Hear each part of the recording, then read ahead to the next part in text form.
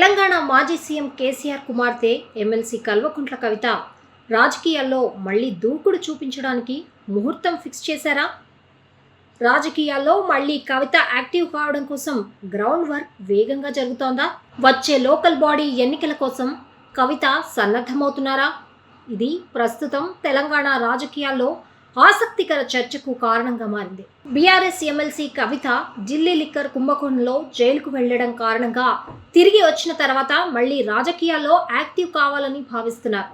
దీనికోసం అధినేత కేసీఆర్ నుండి కూడా సానుకూల సంకేతాలు వచ్చాయని పార్టీ శ్రేణుల్లో చర్చ జరుగుతోంది.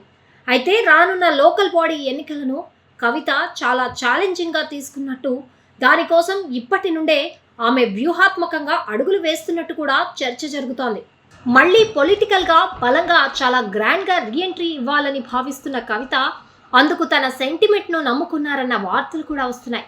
రాజకీయాల్లో మళ్ళీ యాక్టివ్ కావాలని భావిస్తున్న కవిత ఈ క్రమంలోనే గత వారం రోజులుగా తన నివాసంలో పార్టీకి చెందిన కీలక నేతలతో మంతనాలు సాగిస్తున్నారని సమాచారం. ఇక పార్టీ శ్రేణుల నుండి సానుకూల స్పందన రావడంతో మళ్ళీ రాజకీయాల్లో యాక్టివ్ కావడానికి ఎప్పుడు బరిలో దిగాలి అన్న అంశంపైన కవిత రంగం సిద్ధం చేసుకుంటున్నట్టు సమాచారం.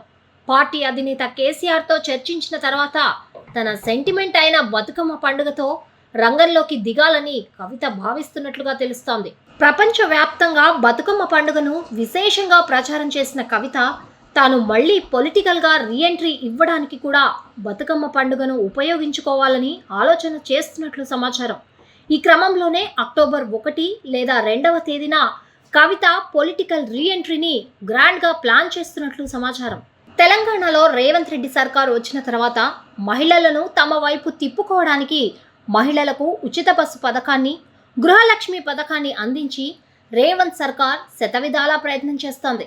ఈ క్రమంలో కవిత రీఎంట్రీతో ముఖ్యంగా మహిళా లోకాన్ని ఆకట్టుకోవాలని బతుకమ్మ సంబరాల పేరుతో ప్రజలలోకి కవిత వెళ్లి రాష్ట్ర వ్యాప్తంగా వేడుకలను నిర్వహించి తద్వారా మహిళలను తమ వైపుకు తిప్పుకునేలా కవిత చేయాలని భావిస్తున్నట్లు సమాచారం. ఇక పొలిటికల్గా రీఎంట్రీతో లిక్కర్ స్కామ్లో తనను ఇరికించిన విధానాన్ని, బీజేపీ కాంగ్రెస్ల అసమర్థత పాలనను కవిత టార్గెట్ చేస్తారని చెబుతున్నారు.